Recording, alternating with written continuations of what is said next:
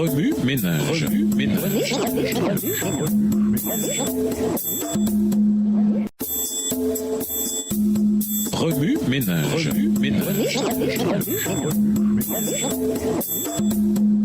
Bienvenue à votre émission Remue ménage. Voilà le soir de dimanche. Que s'est-il donc passé?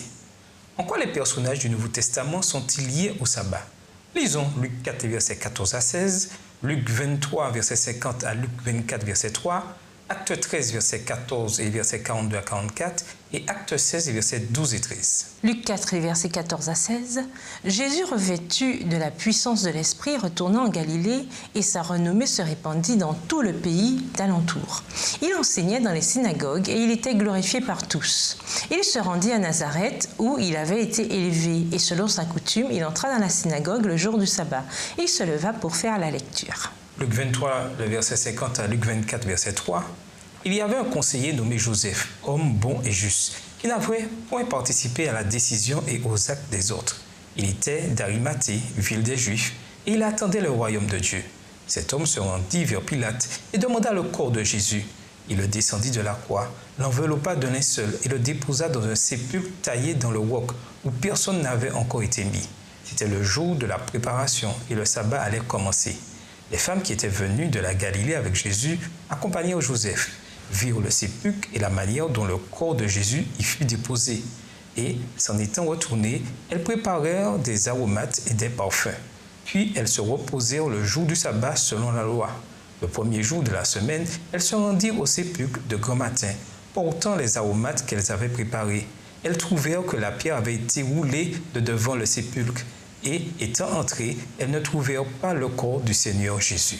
Acte 13, et versets 14 et les versets 42 à 44. De Perge, ils poursuivirent leur route et arrivèrent à Antioche de Pisidie. Étant entrés dans la synagogue le jour du sabbat, ils s'assirent. Lorsqu'ils sortirent, on les pria de parler le sabbat suivant sur les mêmes choses.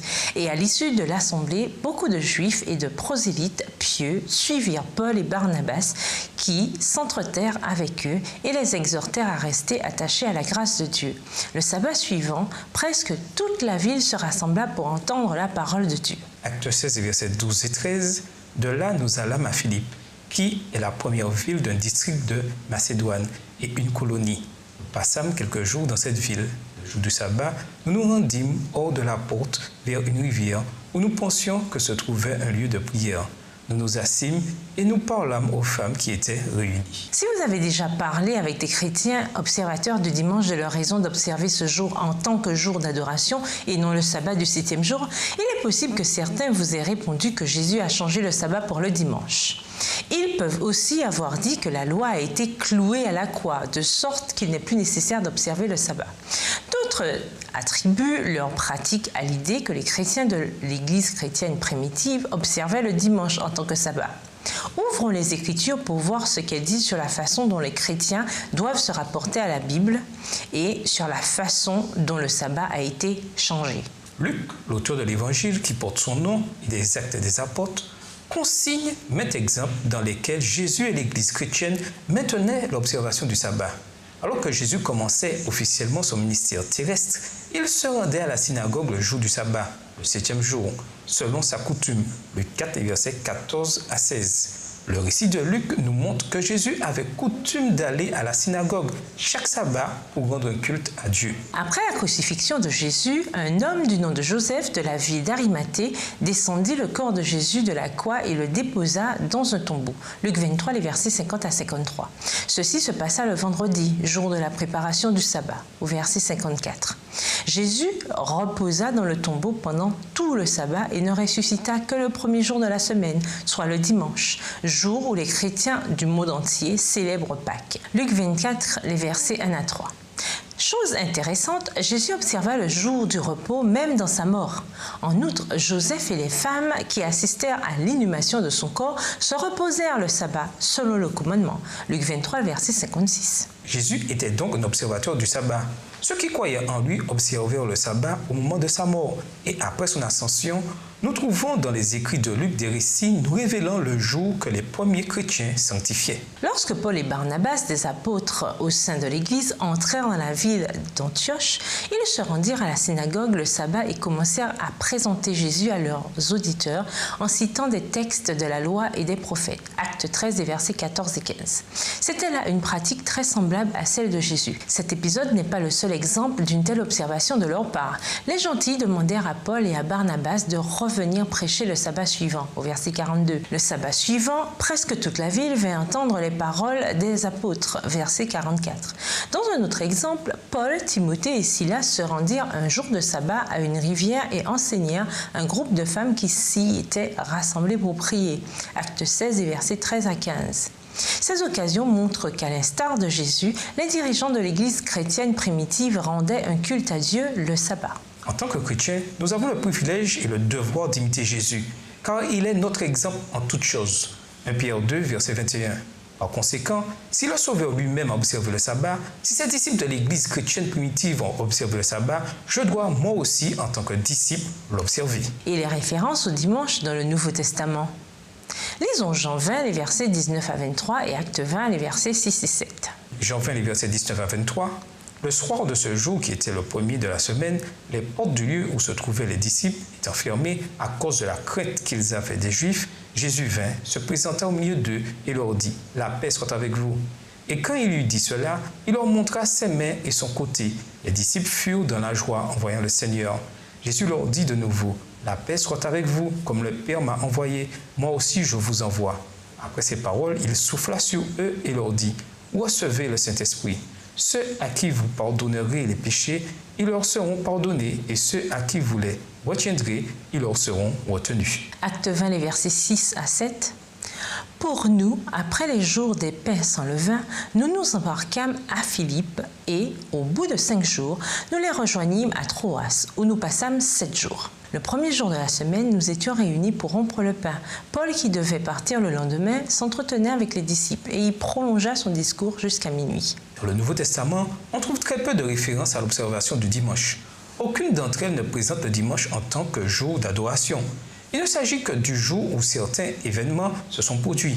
Dans le récit de Jean sur l'apparition de Jésus à ses disciples, après sa résurrection, les disciples ne s'étaient pas réunis pour rendre un culte à Dieu. Ils se cachaient par crainte des Juifs. Jean 20, les versets 19 à 23.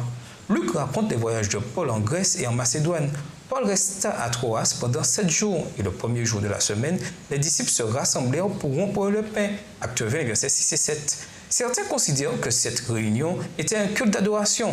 Cependant, la pratique consistant à rompre le pain était courante, quotidienne même, chez les chrétiens de cette époque et ne signifiait donc pas un jour saint. Acte 2, versets 42 à 47. Pendant de nombreuses années après l'ascension du Christ, ces chrétiens suivirent fidèlement l'exemple de Jésus et des apôtres en observant le sabbat du 7e jour. Comme nous l'avons vu, le seul jour d'adoration mentionné dans le Nouveau Testament, c'est le sabbat du 7e jour. Comment ce jour a-t-il été changé? Lisons Daniel 7, les versets 1 à 8 et les versets 21 à 25. Daniel 7, les versets 1 à 8 et 21 à 25. La première année de Belchazzar, roi de Babylone, Daniel eut un songe et des visions de son esprit, pendant qu'il était sur sa couche. Ensuite, il écrivit le songe et raconta les principales choses. Daniel commença et dit, « Je regardais pendant ma vision nocturne, et voici les 4 vents des cieux firent irruption sur la grande mer, et 4 grands animaux sortirent de la mer différents l'un de l'autre. Le premier était semblable à un lion et avait des ailes d'aigle. Je regardai jusqu'au moment où ses ailes furent arrachées. Il fut enlevé de la terre et mis debout sur ses pieds comme un homme, et un cœur d'homme lui fut donné. Et voici, un second animal était semblable à un ours et se tenait sur un côté. Il avait 3 côtes dans la gueule entre les dents, et on lui disait « Lève-toi, mange beaucoup de chair ». Verset 6. Après cela, je regardai, et voici un autre était semblable à un léopard, et avait sur le dos 4 ailes, comme un oiseau. Cet animal avait 4 têtes, et la domination lui fut donnée. Après cela, je regardai pendant mes visions nocturnes, et voici, il y avait un 4e animal, terrible, épouvantable et extraordinairement fort. Il avait de grandes dents de fer, il mangeait, brisait, et il foulait aux pieds ce qui restait. Il était différent de tous les animaux précédents, et il avait 10 cornes. Je considérai les cornes, et voici une autre petite corne sortie du milieu d'elle. Et 3 des premières cornes furent arrachées devant cette corne. Et voici, elle avait des yeux comme des yeux d'homme, et une bouche qui parlait avec arrogance. Verset 21. Je vis cette corne faire la guerre aux saints et l'emporter sur eux, jusqu'au moment où l'Ancien des jours vint donner droit aux saints du Très-Haut, et le temps arriva où les saints furent en possession du royaume. Il me parla ainsi. Le 4e animal, c'est un 4e royaume qui existera sur la terre, différent de tous les royaumes, et dévorera toute la terre, la foulera et la brisera. Verset 24. Les 10 cornes, ce sont 10 rois qui s'élèveront de ce royaume. Un autre s'élèvera après eux. Il sera différent des premiers et il abaissera 3 rois. Il prononcera des paroles contre le Très-Haut. Il opprimera les saints du Très-Haut et il espérera changer les temps et la loi. Et les saints seront livrés entre ses mains pendant un temps, des temps et la moitié d'un temps. Au fil de l'histoire humaine, Jésus a accordé à maintes reprises le don de prophétie à ses enfants, afin de leur donner espoir et direction, tandis qu'ils faisaient face à un avenir rempli de difficultés et d'incertitudes. Dans le livre qui porte son nom, Daniel prophétisa qu'une puissance politico-religieuse tenterait de changer les temps et la loi de Dieu. Nous avons ici une référence à l'unique loi de Dieu qui implique le temps, le commandement du sabbat, Daniel 7, verset 25. Dans Apocalypse 13, Jean prophétise sur la même puissance politico-religieuse, mais dans des termes différents. Cette puissance qui tenterait de changer le sabbat surgirait de Rome, le 4e empire mondial. Elle subsistera jusqu'à la fin des temps, s'opposant à l'autorité divine et persécutant le peuple de Dieu qui garde ses commandements. Elle attaque le sabbat parce qu'il est un signe de l'autorité de Dieu en tant que créateur et souverain de la terre. Le peuple du reste de Dieu, cependant, comprenant la beauté et l'importance du commandement du 7e jour, proclame un message dans les derniers jours, message qui avertit les habitants de la terre de craindre Dieu et de l'adorer en tant que créateur de toutes choses. Apocalypse 14, versets 6 et 7. Au cœur même du dernier message de l'évangile du salut en Jésus-Christ, il y a le message de nous souvenir de Dieu en tant que créateur en observant le sabbat. Quelles sont les preuves montrant que les chrétiens devraient observer le sabbat pour honorer Jésus? L'observation du sabbat est-elle incompatible avec l'évangile de Jésus-Christ? Au revoir. Et à demain si Dieu veut. Remue ménage. Remue ménage.